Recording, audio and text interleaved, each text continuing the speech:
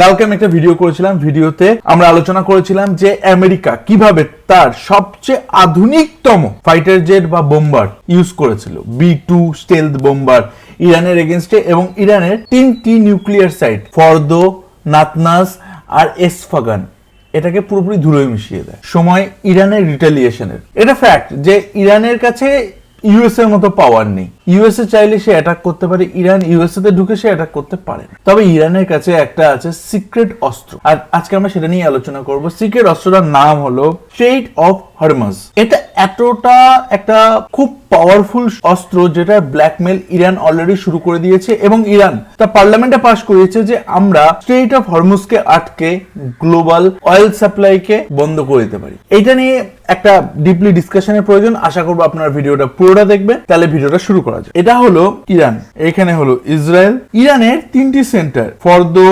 নাতনাজ আর এসফাগানে B-2 bomber দিয়ে attack করেছিল USA. Iran যে ব্ল্যাকমেলটা করছে সেটা হলো এই পজিশনটা নিয়ে, এটাকে বলা হয় স্ট্রেইট অফ হরমুজ। এই স্ট্রেইট অফ হরমুজ এতটা ইম্পর্টেন্ট কারণ ওয়ার্ল্ডে যত তেল সাপ্লাই হয়, ইনফ্যাক্ট সৌদি, ওমান, ইরান এই সব দেশের তেল সাপ্লাইয়ের একটা 30% এই স্ট্রেট অফ হরমুজ দিয়ে গিয়ে সেটা আরাবিয়ান সিতে আসে। তাই এটা অত্যন্ত ইম্পর্টেন্ট একটা লোকেশন হলো স্ট্রেট অফ হরমুজ। এবার ইরান এটাই বলছে যে আমি রিটেলিয়েশনে স্ট্রেট অফ হরমুজকে পুরোপুরিভাবে ব্লকেট করে দিতে পারি এবং পুরো বিশ্বে অয়েলের যে সাপ্লাই সেটাকে আমি ডিসরাপ্ট করতে পারি। বিশ্বে কত পার্সেন্ট অয়েল এই স্ট্রেট অফ হরমুজ দিয়ে হয়? প্রায় 20%। টোটাল 20% অয়েল সাপ্লাই পুরো বিশ্বের এই স্ট্রেট অফ হরমুজ দিয়ে হয়। ইরানের পার্লামেন্ট এটাকে অ্যাপ্রুভও করে দিয়েছে। এবার সিচুয়েশন হচ্ছে, ধরা যাচ্ছে ইরান এটাকে আটকে দিল। কি কি প্রবলেম হতে পারে? যেহেতু ইরানের পার্লামেন্ট এটা বলেছে যে আমরা অয়েল অফ হরমুজকে সত্যি সত্যি বন্ধ করে দিব, তাহলে অয়েল অফ হরমুজ বন্ধ করলে ডাইরেক্টলি এফেক্ট হবে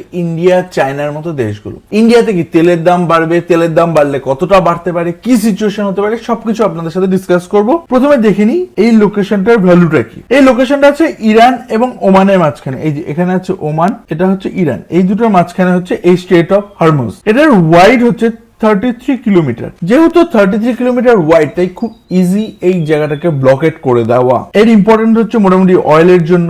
অয়েল কেন? সৌদি আরব আছে এখানে, ইরান আছে এখানে, ওমান আছে এখানে, ইউএই আছে এখানে। তো 4টা অয়েল প্রডিউস দেশ এই লোকেশনে অপারেট করে, এবং এখান থেকে মেইন যে অয়েলের সাপ্লাই যেটা আমাদের ইন্ডিয়াতে হয়, চায়নাতে হয়, আরাবিয়ান সি এর মাধ্যমে, সেটাকে হ্যাম্পার করতে পারে। 20 million barrel per day oil supply হয় পুরো বিশ্বে। সৌদি আরব, ইউএই, কাতার, ইরাক, কুয়েত, ইরান এই সব দেশ এই স্ট্রেট অফ হরমুজকে ইউজ। ইরানের বিভিন্ন রকম মাইন্স আছে, মিসাইল আছে, ফাস্ট বোটস আছে, এবং ইরানের একটা নেভাল পাওয়ার আছে, সেটা দিয়ে সে চাইলে স্ট্রেট অফ হরমুজকে বন্ধ করে দিতে পারে। এমন নয় যে সে বন্ধ করতে পারে না। তাছাড়াও ইরানের কাছে অ্যান্টিশিপ মিসাইল আছে, ড্রোনস আছে, ইরান ইউজ করতে পারে। এবং ইরান পাস্টেও এটা করেছিল, সেটা করেছিল ইরান ইরাক ওয়ারে 1980 সালে। এবার ইন্ডিয়া কি করে এফেক্ট হবে সেটা আমাদের জানা খুবই প্রয়োজন। ইন্ডিয়া তার 85% অয়েল, মানে আমরা আমাদের ইউজের 85% অয়েল ইম্পোর্ট করি, তার মধ্যে 47 আসে এই স্ট্রেট দিয়ে। 85% অয়েল যেটা আমরা পারচেস করি তার মধ্যে 45% আমরা এই স্ট্রেট দিয়ে ইম্পোর্ট করি। আমরা কোত্থেকে নিই? ইরাক, সৌদি আরব, ইউএই, কাতার।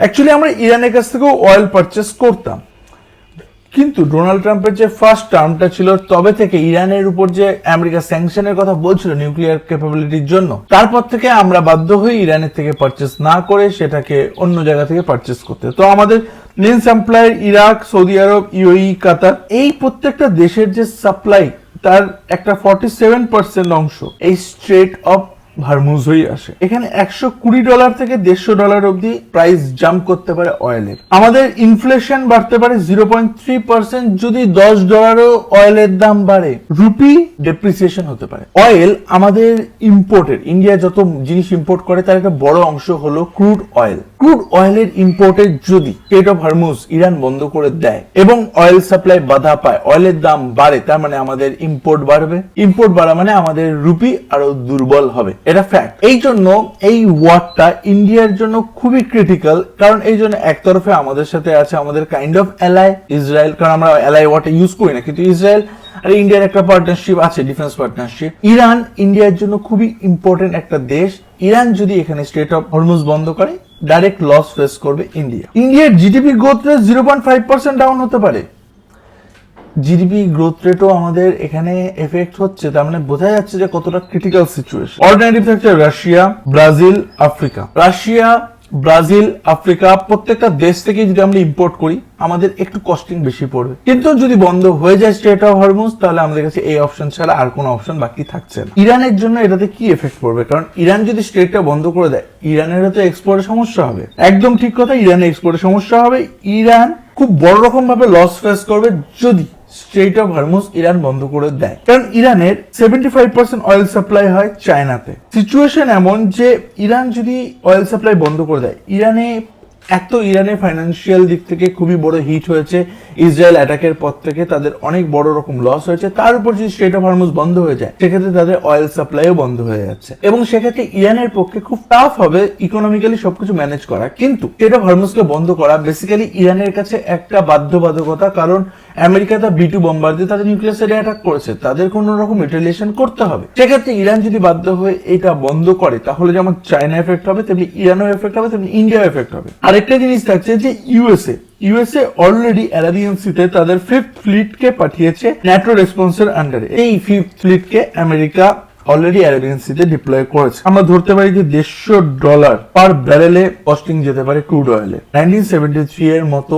একটা বড় রকম অয়েল ক্রাইসিস পুরো বিশ্বে আবার দেখা যেতে পারে এই ওয়ারের জন্য। চায়না ইনভলভ হতে পারে, কারণ চায়না যেহেতু 75% ইরান থেকে তেল পারচেস করে, চায়নার জন্য খুব ইম্পর্টেন্ট যে চায়না ইরানকে বুঝিয়ে হোক যেভাবে হোক স্ট্রেট অফ হরমুজ আটকানো থেকে আটকাতে পারে, কারণ এটা ডাইরেক্ট ইম্প্যাক্ট চায়নাও ফেস করে। ইম্পর্টেন্ট পার্ট এটা থাকছে যে ইরান যেটা পাস করেছে তাদের পার্লামেন্টে যে আমরা স্ট্রেট অফ হরমুজ বন্ধ করতে চলেছি, চায়না কি সেটা হতে দিবে, নাকি চায়না ইন্টারফেয়ার করে বলবে না দেখো আমাদেরও তেল দরকার, তোমাদেরও তেল সেলের দরকার, তোমরা যদি ফাইটটাও কন্টিনিউ করতে চাও তোমাদের পয়সার দরকার, এটা করো না। তো সিচুয়েশন এখন টেন্স, কারণ আমি এটাই বললাম যে ইন্ডিয়াতে অয়েলের দাম বাড়তে চলেছে, চায়নাতে অয়েলের দাম বাড়তে চলেছে, আমাদের মার্কেটের অবস্থা খারাপ হতে চলেছে। তো সিচুয়েশন ইসরায়েল ইরান ওয়ারের এফেক্টটা ইন্ডিয়া হোক বা চায়না হোক বা বিশ্বের জন্য খুব একটা ভালো খবর নয়, কিন্তু সিচুয়েশন এখন টেন্স, কি হবে কেউ বলতে পারে না। তাই দেখা যাচ্ছে সিচুয়েশন ওয়াইজ কি দাঁড়াচ্ছে, এবং প্রত্যেকটা আপডেট নিয়ে আমি আপনাদের সামনে আসবো। সঙ্গে থাকবেন, আশা করি দেখা হবে পরের ভিডিওতে। আর প্লিজ চ্যানেলটাকে সাবস্ক্রাইব করবেন, নতুন চ্যানেল বুঝতেই পারছেন তো সাবস্ক্রাইব অবশ্যই করবেন। নমস্কার।